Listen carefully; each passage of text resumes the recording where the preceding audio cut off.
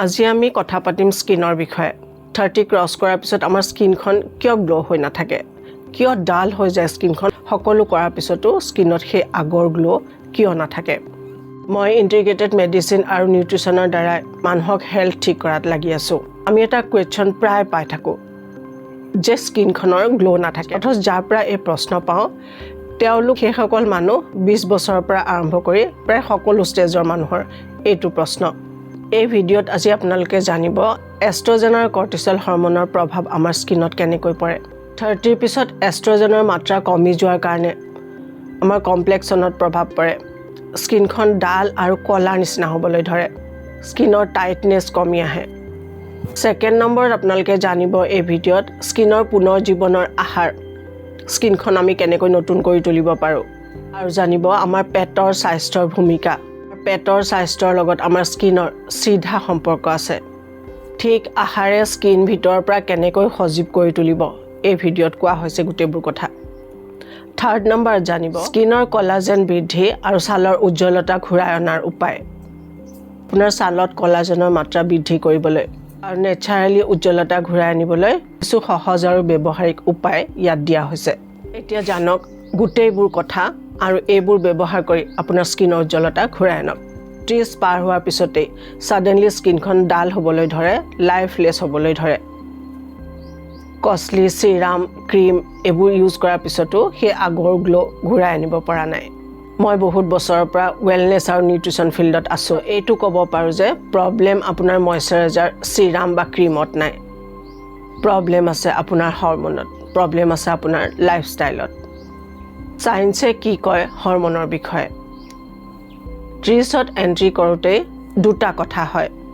first হয় collagen production slow হৈ যায় আৰু সেকেন্ড ষ্ট্ৰেচ হৰমন কৰ্টিসলে স্কিনৰ নেচাৰেল ৰিপেয়াৰ প্ৰসেস ব্লক কৰি দিয়ে যেতিয়া কৰ্টিসল লেভেল হাই হয় তেতিয়া ইনফ্লেমেশন বাঢ়ে যাৰ কাৰণে স্কিন বেৰিয়াৰ উইক হৈ যায় এতিয়া কি কৰিব যে এই গুটেবোৰ প্ৰবলেম আপোনাৰ ঠিক হৈ যাব কাৰণ আপোনালোকে সাকে দেখিছে 85-90 ইয়াৰ্ছটো মানুহৰ স্কিন সুন্দৰ হৈ থাকে আপোনাৰ আহাৰত ভিটামিন সি আৰু জিংকৰ মাত্ৰা বঢ়াব লাগিব যিটোৱে কোলাজেন সিনথেটিছক হেল্প কৰে সেকেন্ড হ'ব blood sugar balance insulin spike হলে স্কিনত গ্লাইকেশন হয় যাৰ কাৰণে স্কিন সেগি আৰু ডাল লাগে তাৰ কাৰণে আপুনি প্ৰসেস সুগাৰ একেবাৰে বন্ধ কৰিব লাগিব থাৰ্ড স্লিপ কোৱালিটি কাৰণ ৰাতিহে স্কিন ৰিজেনাৰেশন হয় মই এইটো কথা ইয়াত ক'ব নিবিচাৰো যে এইটো ক্ৰীম ইউজ কৰক এইটো সিৰাম ইউজ কৰক এইটো ময়শ্চাৰাইজাৰ ইউজ কৰক আপোনাৰ স্কিন গ্লো কৰি উঠিব আৰু ইয়াত সদায় এই কথা কোৱা হয় যে ফাৰ্স্ট আপোনাৰ হেলথত কিবা প্ৰবলেম আছে যাৰ কাৰণে আপোনাৰ স্কিনত গ্লো নাই আমি ইয়াত আৰু কথা পাতিম সেই বায়োলজিক্যাল ক্লকৰ বিষয়ে 30 পিছত চেঞ্জ হ'বলৈ ধৰে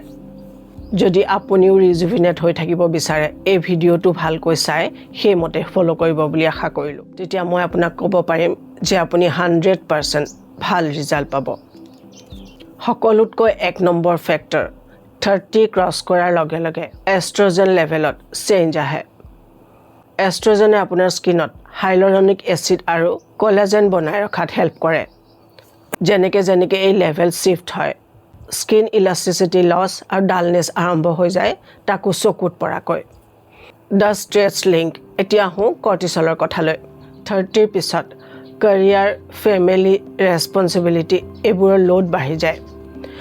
তাৰ কাৰণে কৰ্টিসল লেভেল বাঢ়ি যায় আৰু হাই কৰ্টিসল মানে আপোনাৰ স্কিন ৰিপেয়াৰ প্ৰসেস স্লো আপোনাৰ শৰীৰ ফাইট মুডত থাকে যাৰ কাৰণে নিউট্ৰিচন স্কিনলৈ কমকৈ গৈ পায় এতিয়া ইয়াৰ সলিউশন কি মই এটা কথা সদায় কওঁ you are what you digest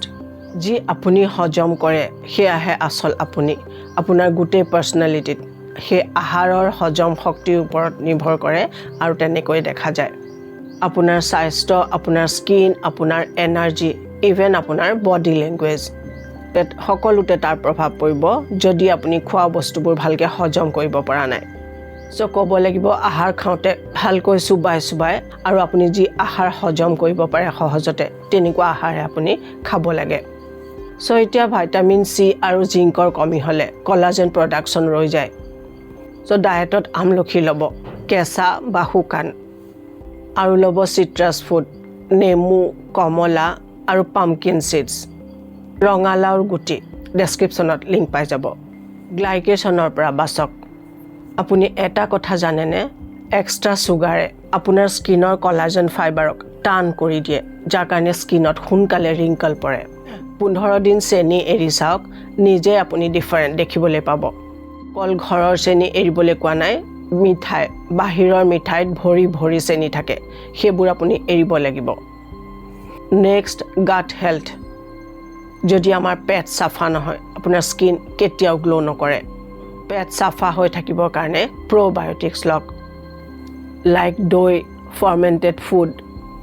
এই আহাৰবোৰে আপোনাৰ গাট মাইক্ৰ'বায়'মক ভালে ৰাখিব আৰু ইয়াৰ ডাইৰেক্ট এফেক্ট আপোনাৰ মুখত দেখা যায় আৰু আপুনি কি কৰিব লাগে দিনটোত 10 মিনিট সময় ডিপ ব্ৰিডিং কৰিব লাগে এই প্ৰচেছে আপোনাৰ ষ্ট্ৰেছ হৰম'ন কৰ্টিসল ড্ৰপ কৰি দিব সেকেন্ড হাইড্ৰেশ্যন পানী মানে অকল পানীয়ে খাব নালাগে যদি আপুনি পাৰে নাৰিকল পানী আৰু সেয়া যদি সহজে এভেইলেবল নহয় তেতিয়াহ'লে নেমু পানী খাওক এনেকুৱা ধৰণৰ পানীয়ে স্কিনৰ চেলবোৰক হাইড্ৰেট কৰি ৰাখিব থাৰ্ড ৰাতিৰ ভাল টোপনি স্কিন চেলবোৰক ৰিনিউ কৰাৰ কাৰণে খুবেই দৰকাৰী বিউটি কেয়াৰ এনেকুৱা ধৰণৰ কণ্টেইনাৰবোৰত নাথাকে বিউটি থাকে আপোনাৰ লাইফষ্টাইলত আপোনাৰ স্কিনৰ সকলোতকৈ ডাঙৰ প্ৰব্লেম কি কমেণ্ট কৰি জনাব মই পাৰ্চনেলি ৰিপ্লাই কৰিবৰ কাৰণে ট্ৰাই কৰিম আমাৰ চেনেলৰ মটো এয়া যে আপুনি ভিতৰৰ পৰা হেল্ডি আৰু বাহিৰৰ পৰা গ্লো কৰক এনেকুৱা ভিডিঅ' পাই থাকিবৰ কাৰণে চেনেল ছাবস্ক্ৰাইব কৰি ল'ব আৰু ভিডিঅ'টো যিমান পাৰে সিমান শ্বেয়াৰ কৰিব ভালেৰে থাকক নিজৰ বহুত যত্ন ল'ব বহুত সুখী হৈ থাকক মোৰ শুভেচ্ছা থাকিল